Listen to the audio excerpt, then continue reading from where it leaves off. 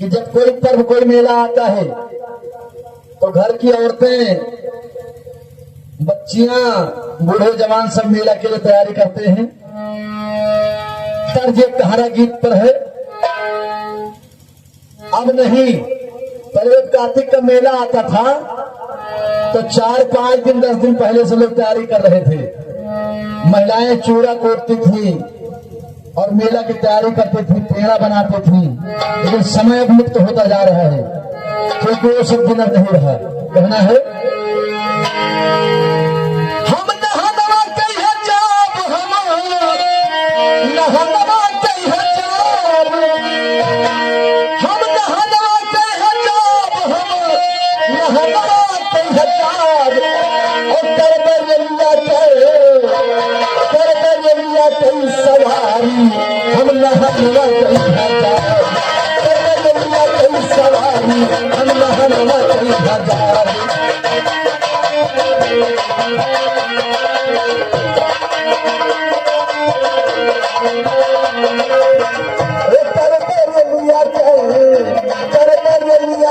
सवारी हम नहनवा कहिया जाब।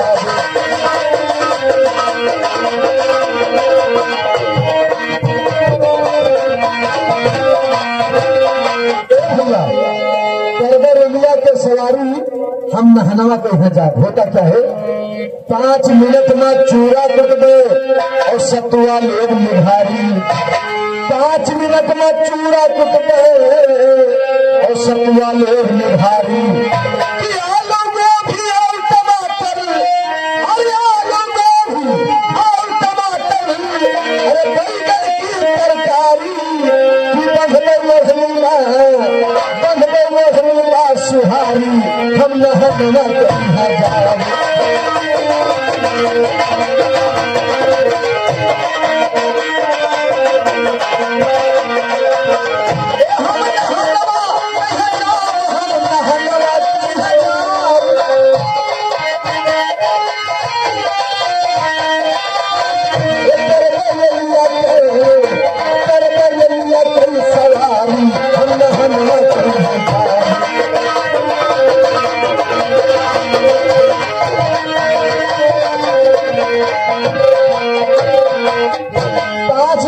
चूड़ा कुटदे सतुआ लोग निभारी।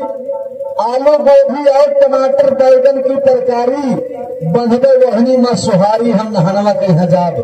और जब जाकर गंगा के घाट पर पहुंचती हैं तो गठरी उतार कर रख देती हैं। और होता क्या है, चाय के पहुंची गंगा घाट पर और गठरी भर में उतारी।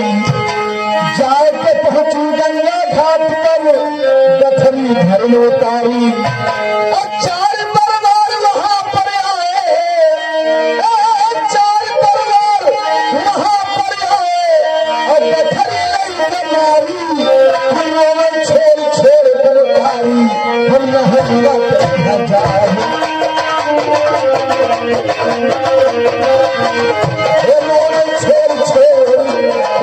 छोड़ छोड़ कर उतारी, हम नहनवा कहिया जाब।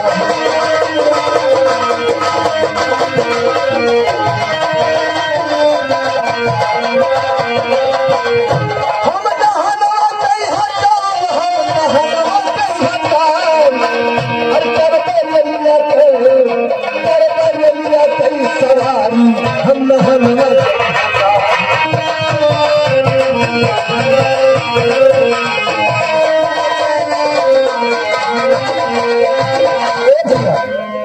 जाए के पहुंची गंगा घाट पर गठरी भरी उतारी।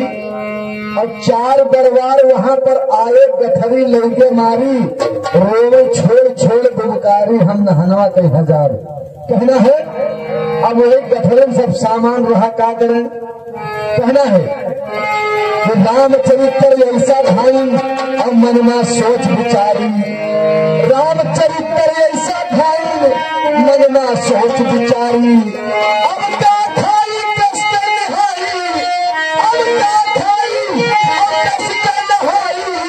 अरे 4 ओर निहारी, जाबे घर से निकारी, हम नहनवा कहिया जाब।